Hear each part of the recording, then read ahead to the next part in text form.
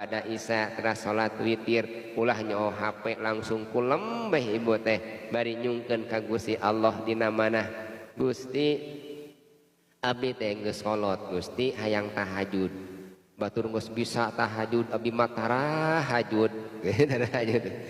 iraha abdi hayang bisa tahajud atuh Gusti gugahkeun abdi jam 2 we Gusti hayang tahajud Gusti bari bener eta teh dina hate teh keuyeung dina hate hayang tahajud kayang Gusti gugahkeun we abdi mah tabuh 2 we Gusti hayang tahajud pasian abdi kakiatan kayang dina mana tong aya kamaksiatan nalika bobo bakal digugahkeun Gusti Allah mah bakal harita keneh lamun urang kiat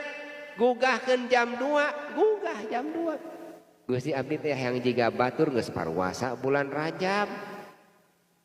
hari abdi can puasa sapoe-poe acan hayang abdi ge jiga batur pasian abdi kakiatan sungkeun ka Gusti Allah eta teh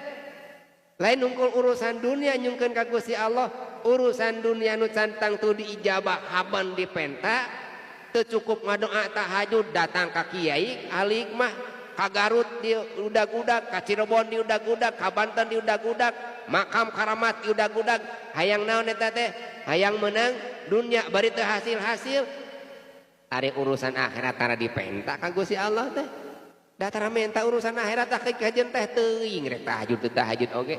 Kajeun teh teuing rek puasa teu puasa oge. Kajeun teh teuing rek duha teu duha oge. Kajeun teh teuing rek maca Quran teu maca Quran. Nu penting mah wareg beuteung kan gitu ya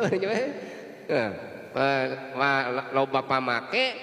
budak we sarehat cukup sakitu akhirat kumaha jaga we cakap sakitu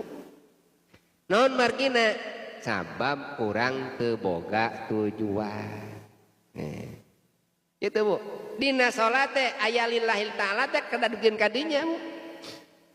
usolli fardhu dhuhri arba'a rakaat mustaqbil qiblat fardhu lillahi ta'ala tujuan urang teh ka Allah lain kana haliah dunya lain cicing di dieu kade sanes di alam dunya tas kitu teh dina salat teh urang teh kedah anceg teu meunang salat fardu bari calik lamun salat